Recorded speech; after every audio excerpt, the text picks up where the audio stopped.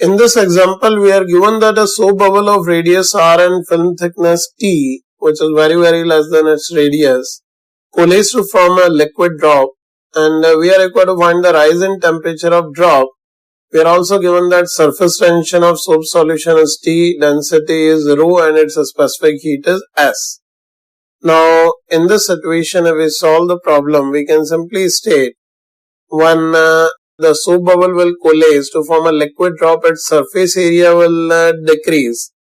And we already studied that in the whole surface of a liquid, some energy is stored. So as surface area decreases, so whatever amount of energy is reduced will be absorbed by the solution in form of heat, and hence its temperature will increase. So we can first find out the change in surface area. If we find out the initial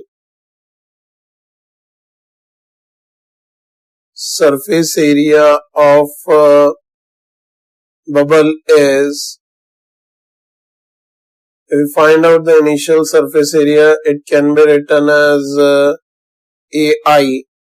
AI is equals to twice of 4 pi r square, as there are two surfaces in the soap bubble, so the total area initially is 8 pi r square. And if we find out the radius of the liquid drop, we can conserve the total volume. So we can write if radius of liquid drop formed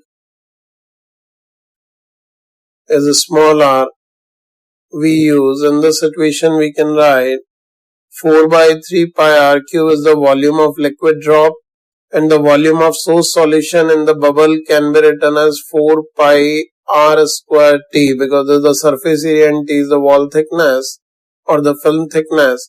So here this 4 pi gets cancelled out, and we are getting the radius of liquid drop as 3 r square t to power 1 by 3. It is the cube root of 3 r square t.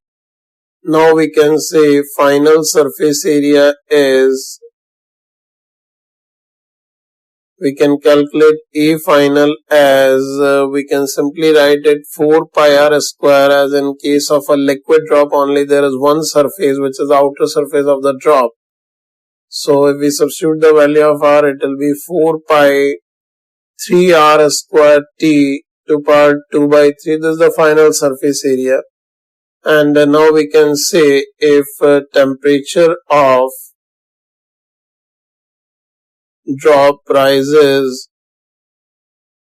by delta theta, then we can simply use the release in energy. Initial energy can be directly written as surface tension into initial area.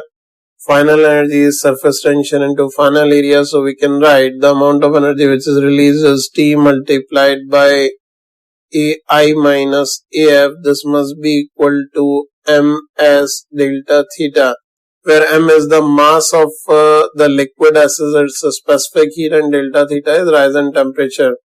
A mass of the liquid drop can be written as 4 by 3 pi r cube multiplied by the density of soap solution into specific heat into delta theta. Now if we substitute the values of AI and AF from here and find out the value of delta theta, you can simply see the value of delta theta can be written as T multiplied by, if we substitute the values, it is 8 pi r square minus 4 pi 3 r square t to power 2 by 3 divided by, it is 4 by 3 pi r cube rho s.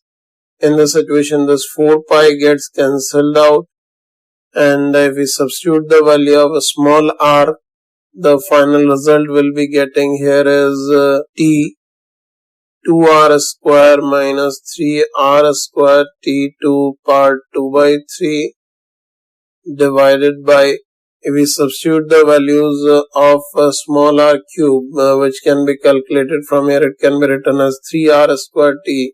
This 3 gets cancelled out, it will be rho s r square t. That will be the answer to the problem where we are required to find out the rise in temperature of the liquid drop when the soap bubble will coalesce.